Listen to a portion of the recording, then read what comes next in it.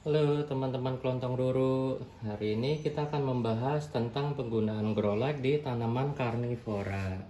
Nah, berhubung banyak teman-teman nih yang nanyain gimana sih cara pemakaian grow light, terus spek yang diperbolehkan gimana, terus jaraknya seberapa. Nah, hari ini kelontong ruru coba share kira-kira trik yang kelontong ruru pakai gimana. Nah, pertama kita mesti tahu dulu kira-kira penggunaan cahaya di Tavor itu yang kayak apa sih yang dibutuhin. Jadi kalau kelontong roro itu pakai selain cahaya matahari juga grow light. Grow lightnya ada yang bikinan sendiri, ada juga yang emang udah jadi. Nah, soal jarak yang utama, kalau soal jarak itu sebenarnya relatif. Jadi kalau kelontong roro rekomenin sih rata-rata yang penting itu sekitar 20 cm dari tanamannya. Terutama kalau buat tanaman yang suka banget matahari nih kayak Sarracenia atau VFT atau Nepe. Itu jaraknya harus sekitar 15 sampai 30 cm. Nah, jaraknya itu juga tergantung dari watt sama lux lampunya. Nah, kalau dari segi watt, kelontong roro rekomendasiin itu harus 20 watt ke atas. Lampu yang batang ini adalah 40 watt, sedangkan yang ini sekitar 20 watt. Di bawah 20 watt itu berarti nggak akan ngaruh apa-apa ya? Ngaruh tapi mungkin tavornya nggak mau ngantong atau warnanya hijau, jadi wattnya itu nentuin power dari cahayanya. Nah, ngeliat powernya gimana itu bisa pakai lux ini.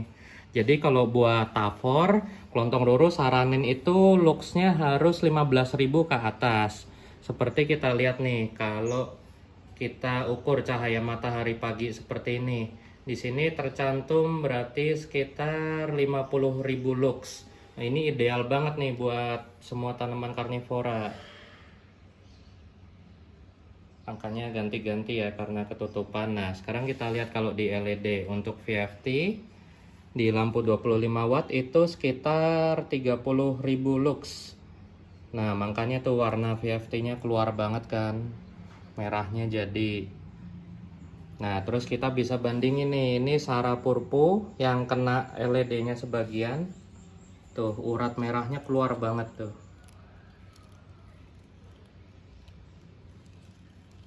Nah, kita bandingin dengan Sara Purpu yang nggak kena lampu LED jarak dekat. Nah, Hijau. iya warnanya Ini hijau baru nih, banget. baru daun barunya soalnya. Iya, dan ini ngejam karena kemarin habis dikasih makan. Jadi mungkin kalau yang udah pernah nonton episode pemberian pakan di Tavor, mungkin mereka emang ngejam, tapi warnanya nggak ngejar biasanya karena kandungan klorofilnya itu jauh lebih cepat daripada zat warna di Tavor. Kalau nggak salah namanya antosianin yang ngasih warna merah di beberapa tanaman Tavor. Nah, kalau di Nepe itu juga kelontong ruru saranin 25.000 lux ke atas. Seperti contohnya di sini. Kenapa sih kalau buat ada nepe yang outdoor, ada yang indoor? Kalau ini sih kelontong ruru pakai ini buat nepe-nepe yang hybrid atau HL.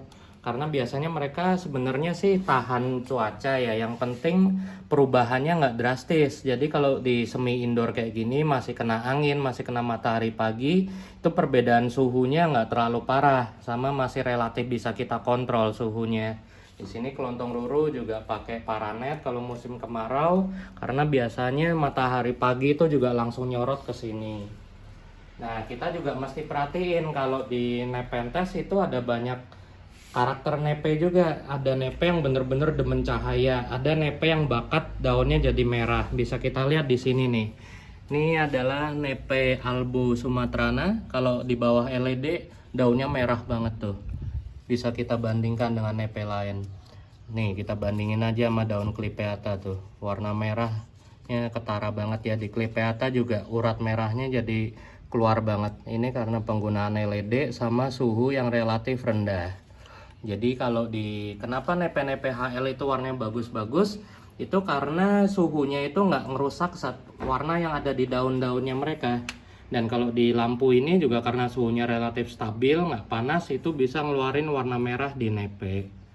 Di sini juga bisa kita lihat Ventricosa Sibuyanensis ovata, kantongnya juga bagus, full merah banget.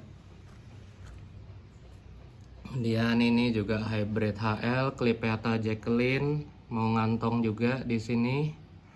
Apalagi ini di apa ya, relatif di luar lah, jadi kena sorot cahaya matahari pagi banget.